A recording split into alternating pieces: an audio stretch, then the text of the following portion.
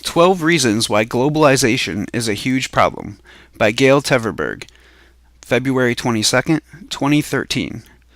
Globalization seems to be looked on as an unmitigated good by economists. Unfortunately, economists seem to be guided by their badly flawed models. They miss real-world problems. In particular, they miss the point that the world is finite. We don't have infinite resources or unlimited ability to handle excess pollution, so we are setting up a solution that is at best temporary. Economists also tend to look at results too narrowly, from the point of view of a business that can expand, or a worker who has plenty of money, even though these users are not typical. In real life, the businesses are facing increased competition, and the worker may be laid off because of greater competition. The following is a list of reasons why globalization is not living up to what was promised and is, in fact, a very major problem. Globalization uses up finite resources more quickly. As an example, China joined the World Trade Organization in December 2001. In 2002, its coal use began rising rapidly. In fact, there is also a huge increase in world coal consumption. India's consumption is increasing as well, but from a smaller base. 2. Globalization increases world carbon dioxide emissions. If the world burns its coal more quickly and does not cut back on other fossil fuel use, carbon dioxide emissions increase. Figure 3 shows how carbon dioxide emissions have increased relative to what might have been expected based on the trend line for the years prior to when the Kyoto Protocol was adopted in 1997. 3. Globalization makes it virtually impossible for regulators in one country to foresee the worldwide implications of their actions. Actions which would seem to reduce emissions for an individual country may indirectly encourage world trade, ramp up manufacturing in coal-producing areas, and increase emissions overall. See my post, Climate Change, Why Standard Fixes Don't Work. 4. Globalization acts to increase world oil prices. The world has undergone two sets of oil price spikes. The first one, in the 1973 to 83 period, occurred after U.S. oil supply began to decline in 1970.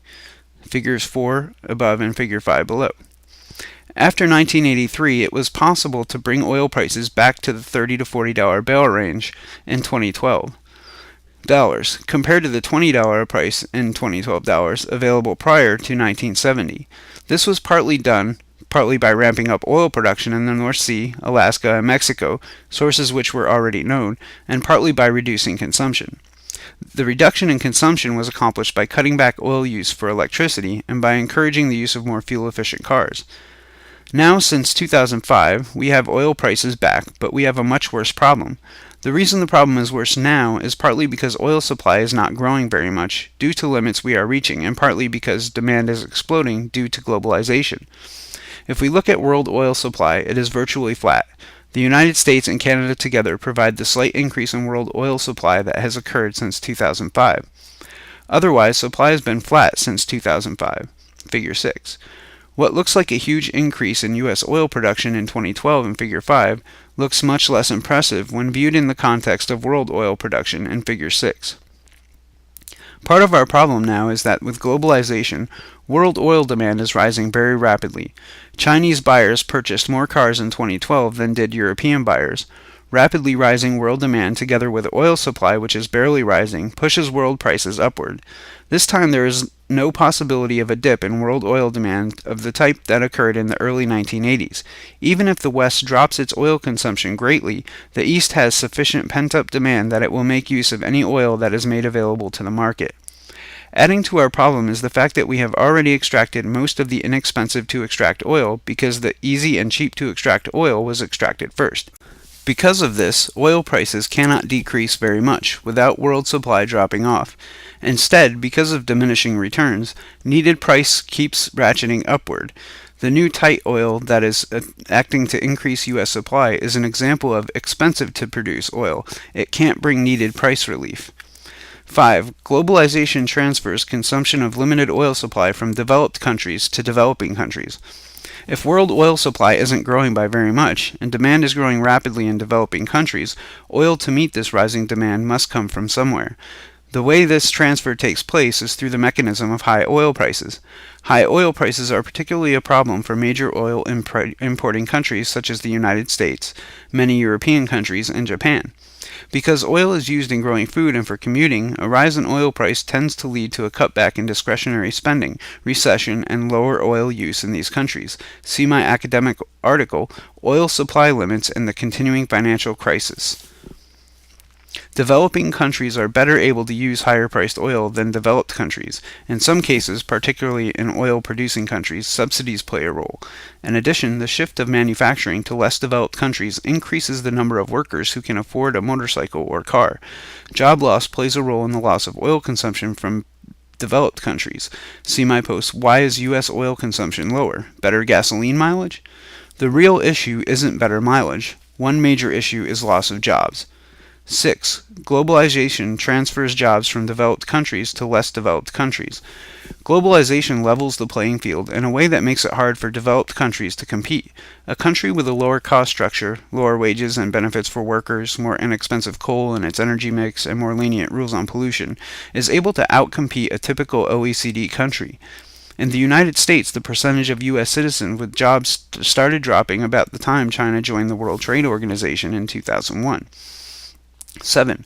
Globalization transfers investment spending from developed countries to less developed countries.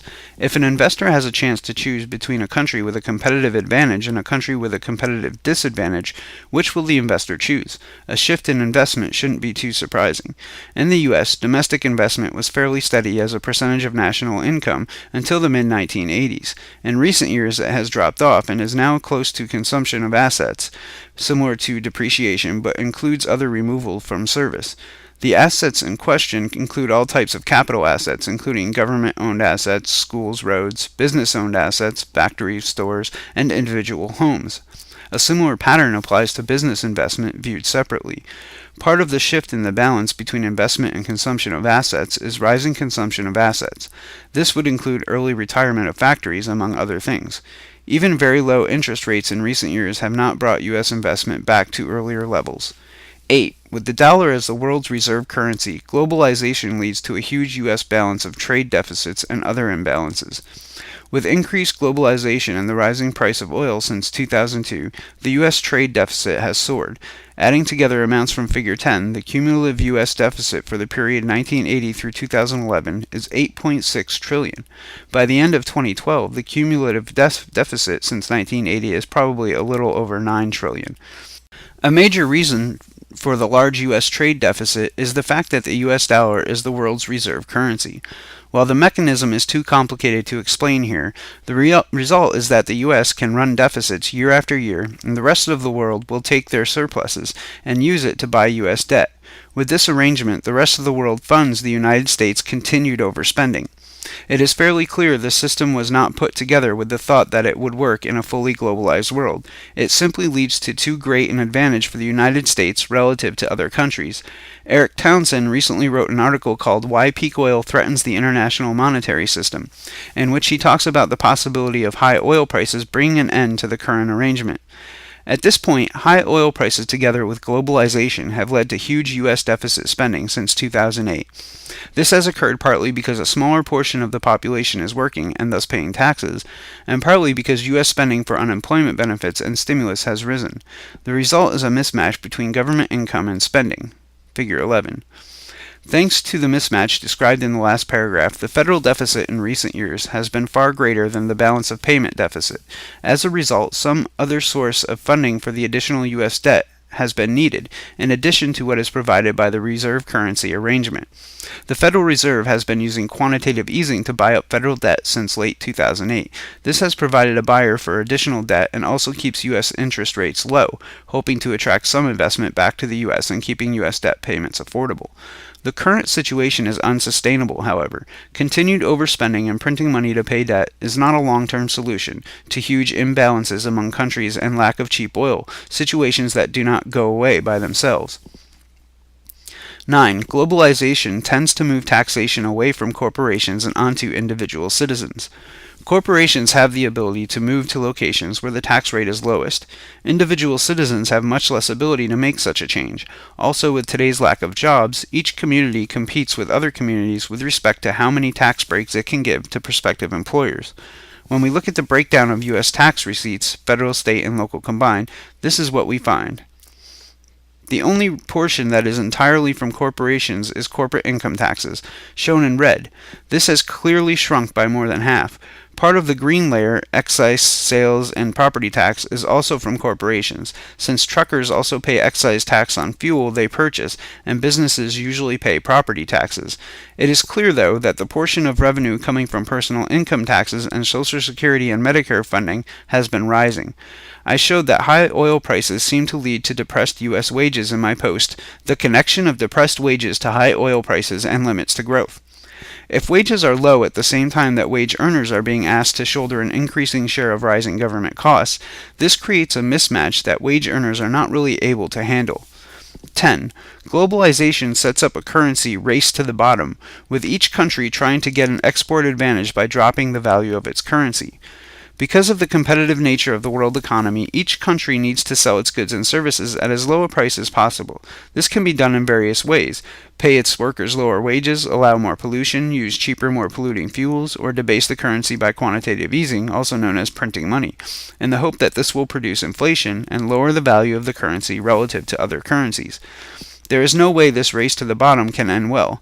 Prices of imports become very high in a debased currency. This becomes a problem. In addition, the supply of money is increasingly out of balance with real goods and services. This produces asset bubbles such as artificially high stock market prices and artificially high bond prices because the interest rates on bonds are so low. These asset bubbles lead to investment crashes. Also, if the printing ever stops, and perhaps even if it doesn't, interest rates will rise, greatly raising the cost to governments, corporations, and individual citizens. 11. Globalization encourages dependence on other countries for essential goods and services. With globalization, goods can often be obtained cheaply from elsewhere. A country may come to believe that there is no point in producing its own food or clothing. It becomes easy to depend on imports and specialize in something like financial services or high-priced medical care services that are not as oil dependent. As long as the system stays together, this arrangement works more or less. However, if the built-in instabilities in the system become too great and the system stops working, there is suddenly a very large problem. Even if the dependence is not on food, but is instead on computers and replacement parts for machinery, there can still be a big problem if imports are interrupted. 12. Globalization ties countries together so that if one country collapses, the collapse is likely to ripple through the system, pulling many other countries with it. History includes many examples of civilizations that started from a small base, gradually grew to overutilize their resource base, and then collapsed. We are now dealing with a world situation which is not too different. The big difference this time is that a large number of countries has evolved, and these countries are increasingly interdependent. In my post, 2013, Beginning of Long-Term Recession, I showed that there are significant parallels between financial dislocations now happening in the United States and the types of changes which happened in other societies prior to collapse. My analysis was based on the model of collapse developed in the book Secular Cycles by Peter Turchin and Sergei Nefredov. It is not just the United States that is in perilous financial condition. Many European countries and Japan are in similarly poor condition. The failure of one country has the potential to pull many others down, and with it much of the system. The only countries that remain safe are the ones that have not grown to depend on globalization, which is probably not many today, perhaps landlocked countries of Africa. In the past, when one area collapsed, there was less interdependence. When one area collapsed, it was possible to let cropland rest and deforested areas regrow. With regeneration and perhaps new technology, it was possible for a new civilization to grow in the same area later. If we are dealing with a worldwide collapse, it will be much more difficult to follow this model. You have been listening to 12 Reasons Why Globalization is a Huge Problem by Gail Tverberg, February 22, 2013.